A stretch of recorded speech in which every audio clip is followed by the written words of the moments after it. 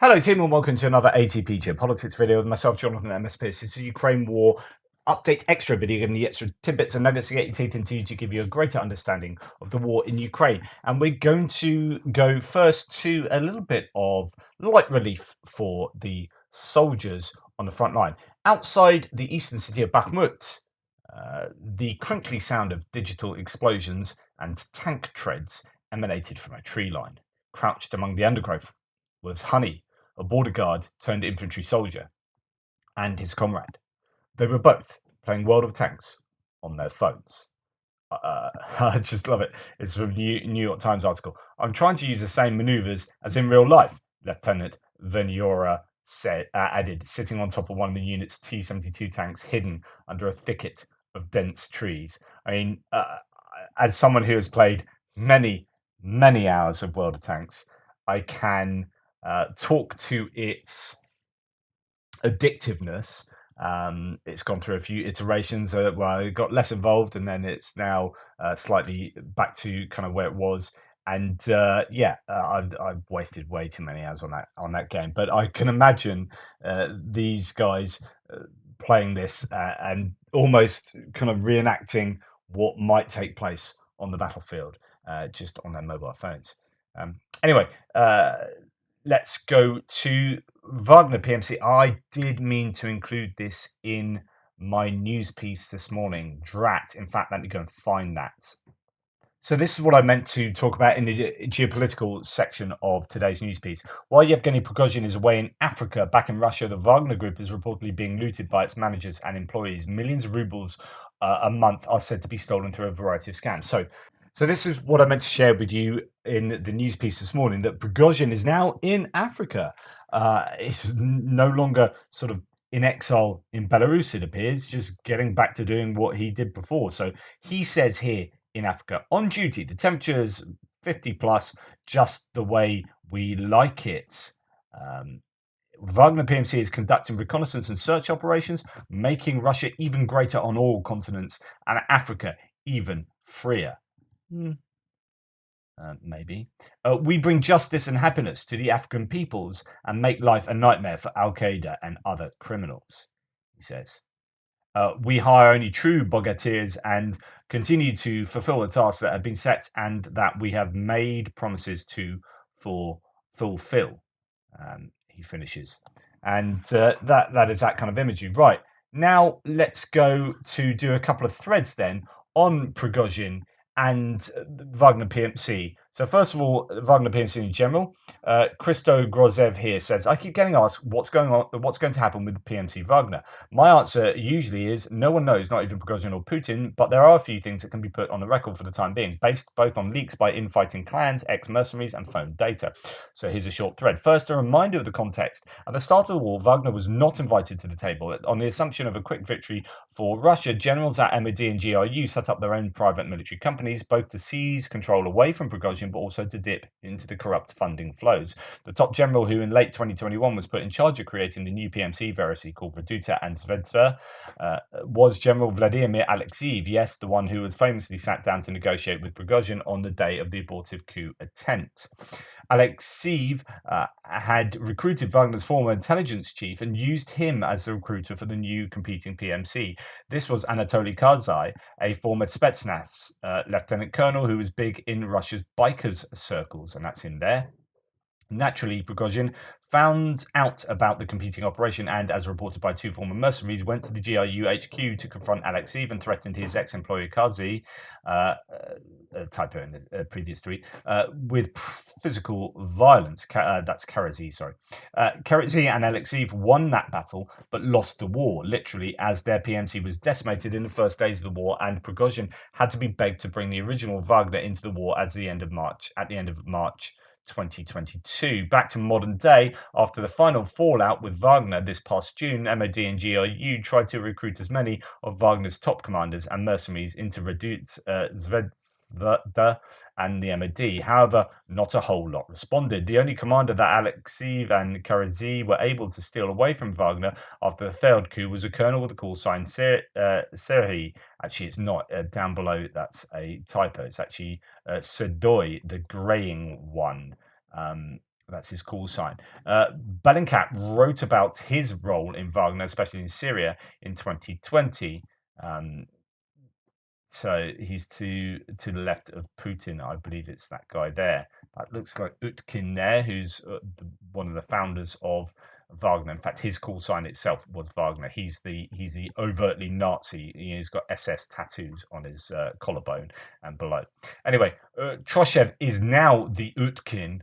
That is Troshev. I don't know. He's been mentioned before, or the military commander of Redoute, and he is now the target of a character assassination campaign by his former Wagner buddies, bringing back a 2017 incident when he was found passed out in the street with secret Syria maps.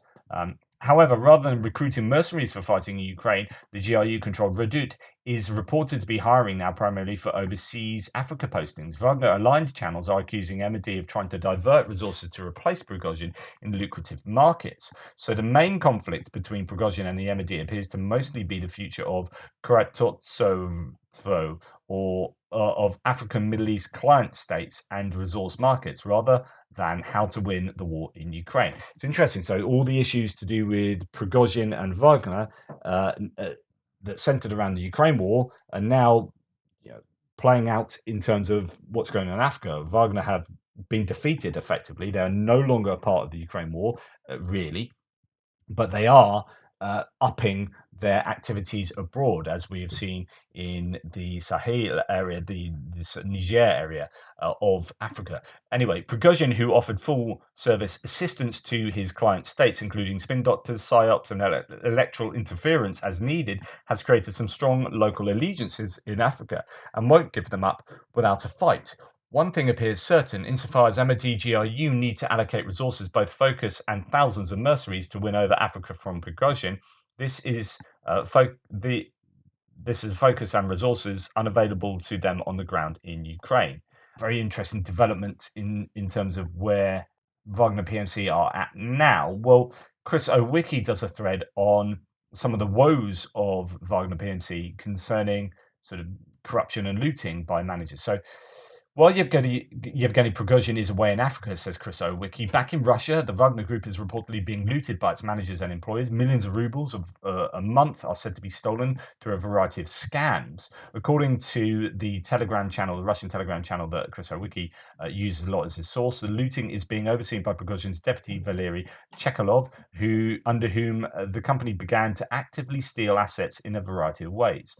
One of the most common ways is to accumulate so-called dead souls, fake employees, in the staff and receive salaries for them. Mostly financiers and accounting staff are profiting in this way. In some departments, the number of such zero employees reach 30 to 40 people.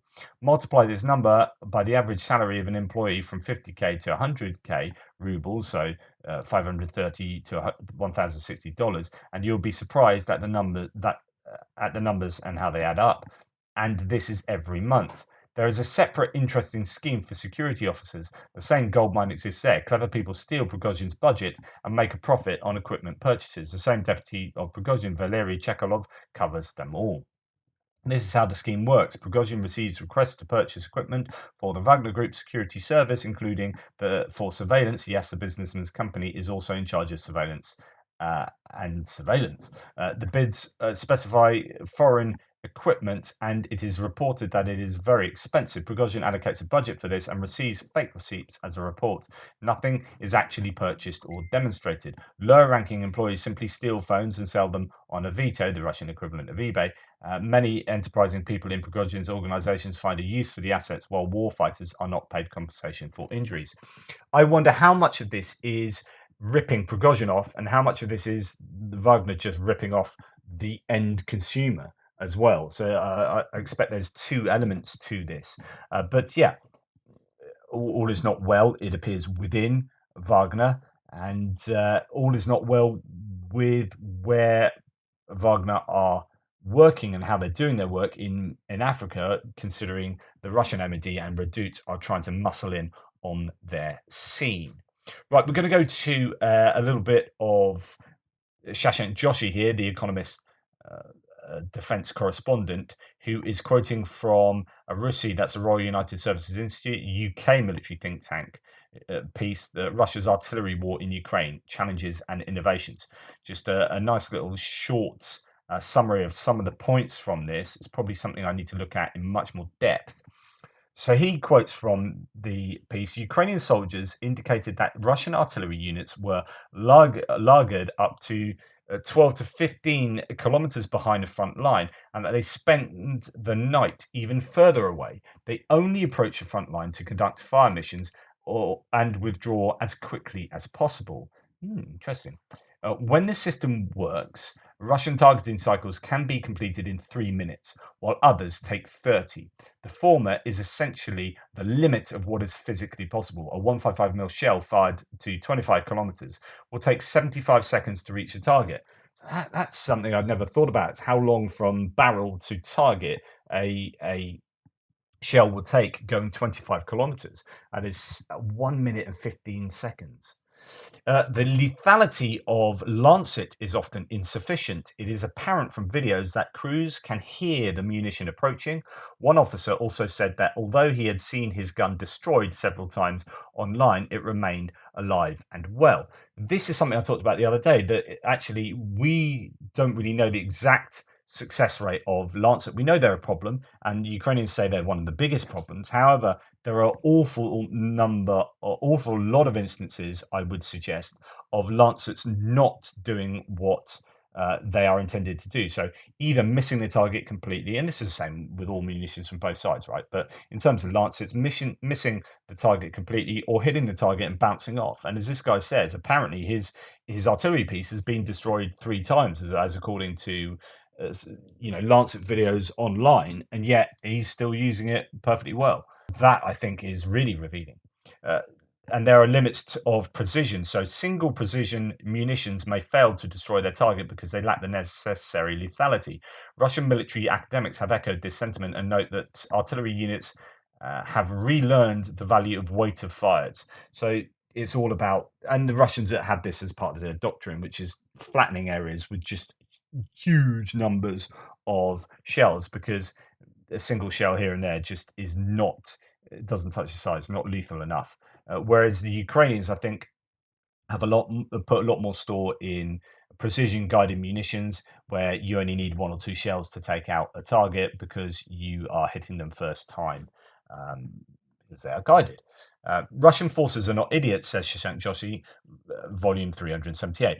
Quote, on the whole, artillery is a formidable component of the Russian military, with occasionally best-in-breed targeting cycles and a doctrine that can overcome the deficiencies of Russian combined arms forces.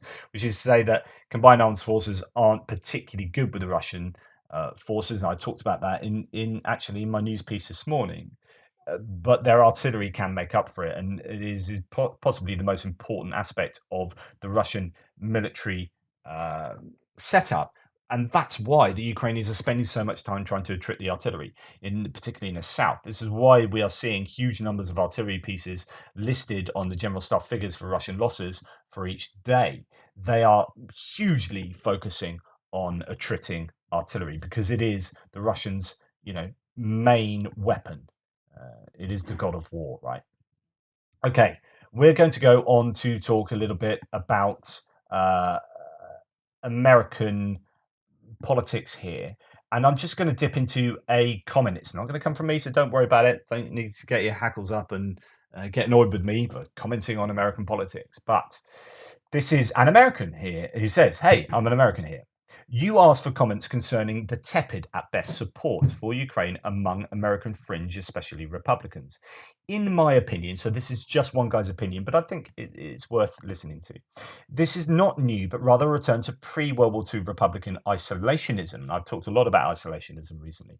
Many Republicans and others tire of being the enforcement arm of the free world. Now, one must consider 2 things going on here. One, are the US the enforcement arm of the world police? And you can argue yes. I mean, the US have been involved in an awful lot of conflicts around the world, and arguably under the pretense of being the moral arbiters, but quite often they have fingers in a lot of pies because they are gaining from having those fingers in those pies, right? Republicans and others tire of being the enforcement arm of the free world, whether or not they actually are. But more than anyone, the US are that, I guess, than any other nation in the world. The attitude is essentially, we screwed up military adventurism since Vietnam. Why continue a losing strategy? Pick up our marble and go home. Frankly, I'm drawn to the argument.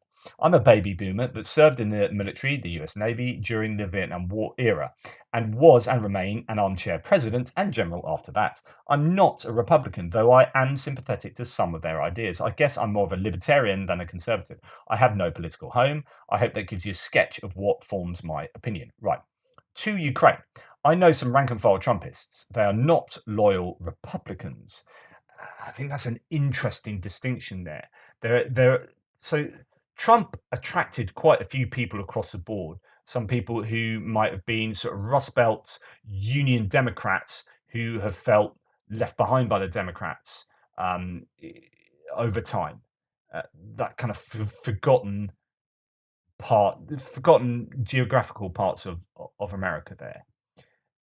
And so it's not always that pro Trumpists, pro MAGA Trumpists are actually always Republicans, and this is what he's saying. They are not loyal Republicans. They have nearly the same degree of contempt for the Republican establishment as they do for Democrats. Support for Trump is not strong, but they see him more as the port in the storm. So, hey, things are terrible. America's terrible. Here's something that's completely different, and this is going to give me hope in politics that I don't get from either the Democratic Party or the Republican Party. It is the point I think he's making. They see no alternative that does not increase the power of the political establishment, which they fear and hate as a source of every political evil in the USA. I mean, there's an awful lot to say about Trump here as being part of the establishment firmly. I mean, he claims he's not, but man, he is just a New York billionaire, right? And he may not be completely in bed with the GOP establishment, but he's part of the US elite establishment as much as anyone, right? To them, supporting Ukraine concentrates political power of the military-industrial complex, the most powerful tool of the political establishment. They see Ukraine as corrupt as Russia, Belarus, Georgia, etc. They firmly believe in the sphere of influence model that Putin and Xi promote. They don't like autocrats. They merely agree with the aspect of the autocrat's geopolitics. Yes and no. I mean, I think there's a big part of why people like Trump is his strong man appearance, at least. And that's why Trump really likes Kim Jong Un, Xi Jinping, and Putin and Bolsonaro when he was in charge of Brazil. I mean, he loved all of those people because they were autocratic, and it's the power you can get with that role. You know, being able to do what you want, and that's something that Trump would really like. And he hated being constrained by checks and balances. But of course, those checks and balances are so important to keep autocrats from ruling the United States and to keep it at least somewhat functioning democracy. I'm starting to sidetrack myself. Right. Anyway, concerning Ramaswamy, so here's the Vivek Ramaswamy, who's very much a Russia appeaser and a China appeaser and a US isolationist. And I would argue that Trump's MAGA, Make America Great, is isolationism that harks back to where that came from, which was actually, very right wing, almost pro Nazi Germany, America first politics. I mean, that's literally where the term came from. I'll try and find that actually.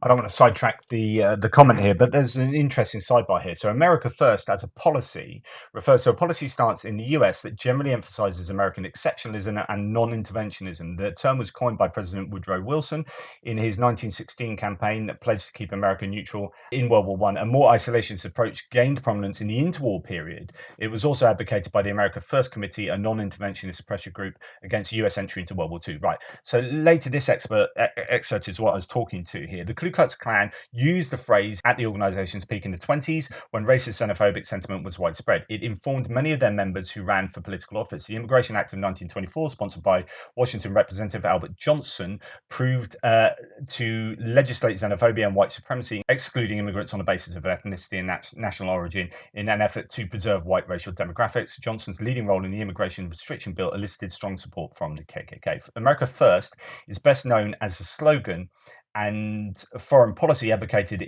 by the America First Committee, a non-interventionist pressure group against the American entry into World War II, which emphasized American nationalism and unilateralism in international relations. The America First Committee's membership peaked at 800,000 paying members in 450 chapters, and it popularized the slogan America First. While the American First Committee had a variety of supporters in the US, the movement was muddled with anti-Semitic and fascist rhetoric. Notable Americans who supported America First causes include Elizabeth Dilling, Gerald L.K. Smith, and Charles Lindbergh, while Dr. Seuss derided the policy in a number of political cartoons linking it to Nazism.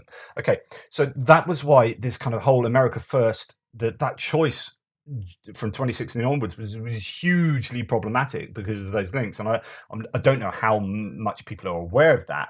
But anyway, I think it's important to link these things and wonder whether history is repeating itself, or wonder whether it's just rhyming, or whether there is when you have people like Stephen Miller who were behind this, and people like Steve Bannon who knew what they were doing, and you're thinking, it wouldn't surprise you. I don't think Trump has that broader knowledge, or had that broader knowledge of history and politics, but people around him did.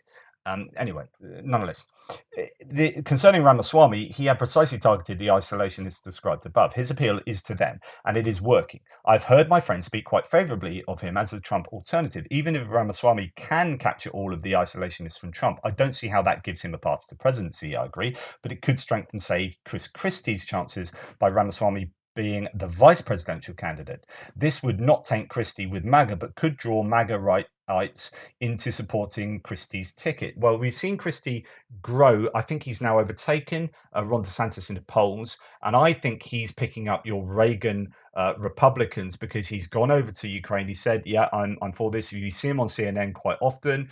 And he presents himself as the moderate, and I think a lot of establishment Republicans have lost a home, or they've lost someone to represent them politically, because everyone's trying to be Trump or the replacement to Trump. So Ron DeSantis is like, yeah, I'm not Trump, I'm running against him, but I need all that base, so I am just a better version of Trump. And there's no one else going, well, I'm neither of them, and they kind of suck. So even people like Nikki Haley they're not really criticizing that positioning at all. Everyone's sort of dancing around it. I think you need someone to stand up and say, yeah, I'm not that, I'm this, and talk about some Reagan economics and whatever, and fiscal conservatism. Someone to stand up and say, look, yeah, I may be establishment Republican, but actually, that's what a lot of Republicans want. And then he's suggesting that if you have him saying that, but then on the ticket as well, Ramaswamy saying, but I do represent this more isolationist version of republicanism, then maybe it's a really uncomfortable partnership, but maybe that's something that could work. He says, I shall, no, whatever. So, yeah. Anyway, that is an interesting comment here from Chris W. I really appreciate that. Let me know what you think. There will be lots of you who really like Trump, who will be absolutely shouting, spitting at the screen at what's this British guy doing, commenting blah blah blah on this and American politics. But so be it. It is what it is. It's a geopolitical channel. Anyway, you then had this. Whoever had doubts about this Russian asset, here we go. What's he talking about? So this is Tucker Carlson. Why this is important is because this guy is hugely important, has a massive reach, or at least did, and then he went to having this show on Twitter that Elon Musk is promoting really, really big time. So he still has a huge reach. Tucker Carlson is almost certainly working for the Russian government, says Jay in Kyiv. Right, let's listen to this latest snippet. So we're in the car going to the Serbian embassy to meet with the president of Serbia, who is in town. So I think he's got an interesting perspective on what's happening in Ukraine, the NATO war against Russia. He called that the NATO war against Russia. That's his trademark laugh there. He's meeting the Serbian president. Why would he go and meet the Serbian president? Oh, because Serbia is in that position which is pro-Russian. Okay, so he's just coddling up to that pro-Russian element. This is like Kremlin talking points. Please. Thank you. Please. Hey, Very good seeing you. nice to meet you. Thank you. Nice to meet you. As you can see, all of them. As you can, all of them wanted to meet you. So these are classic honeypots. Get beautiful woman. This is all about Serbia realizing that they can get a purchase for their own narrative through Tucker Carlson by flattery and beautiful ladies. Just yeah. Nice to meet you. As you can see, all of them wanted to meet you, like Hey. waiting in a queue. This is our ambassador. Yes. You're the one. Thank you. Oh, this is so nice. Then you can. The war in Ukraine, the war against Russia led by NATO, has crushed the European economy. I can't tell you how much I dislike Tucker Carlson, and I don't mind saying that. You're the one. So we're in the car. So yeah, just be warned about him. Anyway, let's get away from US politics. Let's get away from Prigozhin talking about how he's going to make Russia even greater in Africa, and go to talking about F-16s. A bit of a Thomas Tyner thread now.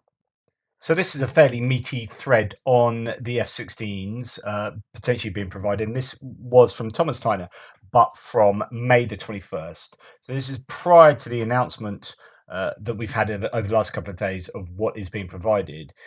But it does give you a bit more information on what the advantages of these airframes are, what they can deliver, and what the options might be for both the European allies and for Ukraine.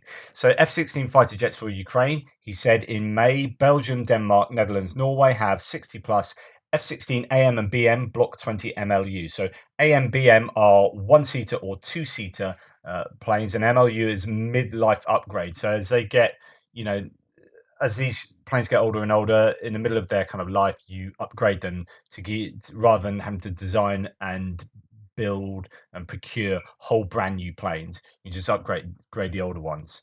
So 132 of them in service, which will all be replaced by F-35A fighters. So these are planes that have no future for those European nations as it stands. So let's see if we can go through this without getting too bogged down with codes and numbers and whatnot. So the Netherlands and Norway have already ready to go F-16 for Ukraine. All that is missing is to qualify the pilots. F-16A-B Block 10 or Block 15 are older versions of the F-16. A total of 524 of these were built by Sabca in Belgium and Fokker in the Netherlands between 1978 and 1992. 344 of these were upgraded from 1998 to the Block 20 MLU standard midlife update. The upgrade added a new and much improved modular mission computer, 2 multifunction displays, a wide angle head-up display, and improved side stick controller and throttle grip, both with more functions and better ergonomics. Also added were a centralized electronic warfare management system, a GPS receiver, digital terrain system, a Link 16 joint tactical information distribution system. So the Link 16 joins it up with loads of other bits of kit. It's kind of really, really important so that you have communication between these different elements.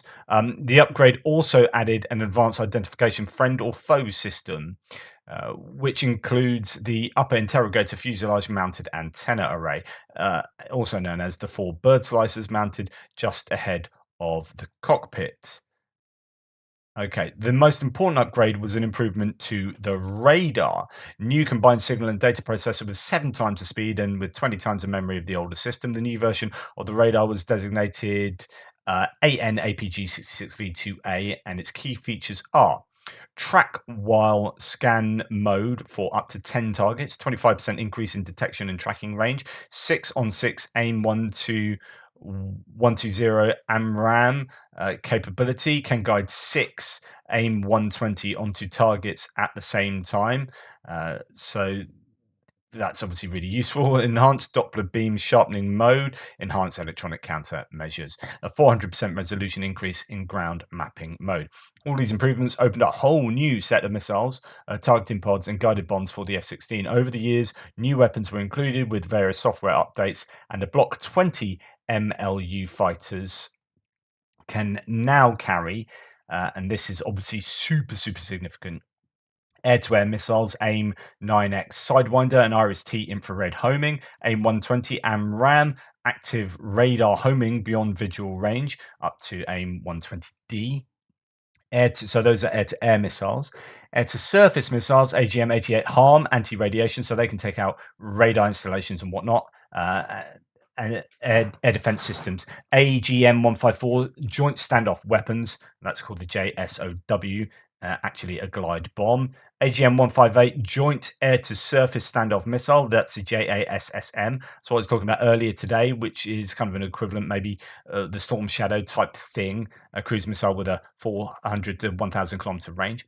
GPS guided bombs as well, the joint direct attack munition, JDAM, and small diameter bombs as well, and also laser guided bombs like the Paveway, the GBU 54 laser JDAM.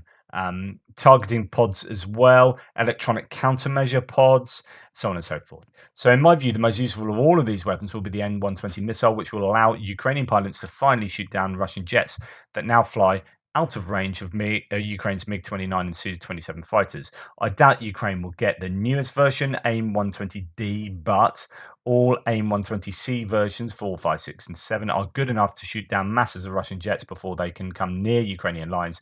AIM-120, AIM-9X, and Iris-T can also be used to shoot down Russian cruise missiles, which will improve Ukraine's missile defense capabilities. The other very useful combination would be the AN-ASQ-213 HARM targeting system and the AN-ALQ-184 electronic countermeasures pod, and the AGM-88 HARM missile, which is the US Air Force's standard load for suppression, destruction of enemy air defense, SEAD or DEAD missions. So that would be super important for taking out air defense systems. He goes on to say, summary, the F-16 AMB and Block 20 MLU, so the mid-life update, are highly capable fighter jets, and a quantum leap over current Ukrainian fighters. The 4 European countries can and will donate 30 to 60 in next week's. Well, we've seen that already now, with a further 130 becoming available as F-35A replaced the midlife update F-16s. Missiles, bombs, and spares for the F-16 are plentiful, as are European and American mechanics willing to come and help Ukrainians maintain them. In time, Ukraine will also be allowed to buy the new F-16V Block 7072, which are the most modern F-16 and far superior to anything Russia has today and will have in the next 10 years. The F-16 was always the best fighter for Ukraine, and Biden finally overruled the cowards in his administration who had blocked the F-16 training for a year. And he goes on to say we have to thank the Brits, who put an immense amount of pressure on the US government to finally man up and allow Norway, Denmark, and Netherlands and Belgium to donate F-16 to Ukraine. Anyway, that is a useful kind of bit of information about these aircraft that gives you some idea of how they can be superior to what the Russians have and are far superior to what the Ukrainians presently have. And the final thing I'm going to talk to you about today is something I've actually dipped into previously. I gave you a bit of a quote from this, but it's just so nuts that I'm going to have to go back to it. So this was an article that came out on the 6th of August, and it's in Newsweek. Putin ally compares Ukraine's military to Sparta. Now, if you remember, I did mention this, that the Russians have been talking about how the Ukrainians are being trained up to be like the Spartans, and we're going to the details of that, and that they would be unified through gay sex. So, this is just the nuts propaganda that comes out of Russia. It's just insane. Sergei Markov, a former advisor to the Russian president Putin, said Ukraine's military will now become unified through gay sex like the Spartans by 2025. during a recent appearance on Russian state television. Now, if this kind of stuff was said in the UK, honestly, the papers would have field day. They'd be absolutely taken to pieces. But nevertheless, here it is. So he claimed that US and Ukraine are planning to use neurolinguistic programming, NLP, and other psychological studies to turn members of the Ukrainian military gay. However, there is no evidence of this, of course there isn't, nor is there any evidence of any technology capable of changing a person's sexual orientation. Quote, they have an artificial political science, fascism, created by American and British political technologists. They will turn them into zombies, into cult members. I think they will force some to become homosexuals, Markov said. Military theorists and historians know which army in Greece was the strongest. Remember, the Spartans, they were united by homosexual brotherhood. They were all homos, he says. These were the politics of their leadership. I think they are planning the same for Ukraine's armed forces, Markov said. These renewed troops of Ukraine's armed forces, zombified and unified through gay sex, along with cult members ready to sacrifice themselves.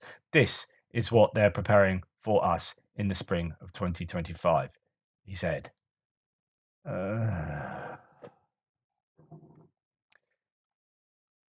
The question is, does anyone watching Russian state television actually believe stuff like this? And you'd hope not. You'd hope they don't. But anyway, that is the level of some of the utterly ridiculous propaganda that we're seeing spewed forth from Russian state television and other such outlets. Anyway, thank you for watching. Please like, subscribe, and share. Really appreciate all your support. Take care, and I will speak to you soon. In the meantime, I'll just have to say a big thanks to the following. Massive thanks to Ted Youngs, Christoph, Daniel Cresswell, Glenn Greatorex, Dina King, the Bad Quaker, Chris M. Rapper, Dan Smith, other people who don't put their name, so they just know there's many someones. Thank you hugely for your support on things like Buy Me a Coffee and PayPal and what have you. Really do appreciate your support. Dan Smith, as I've said. Who else? John S.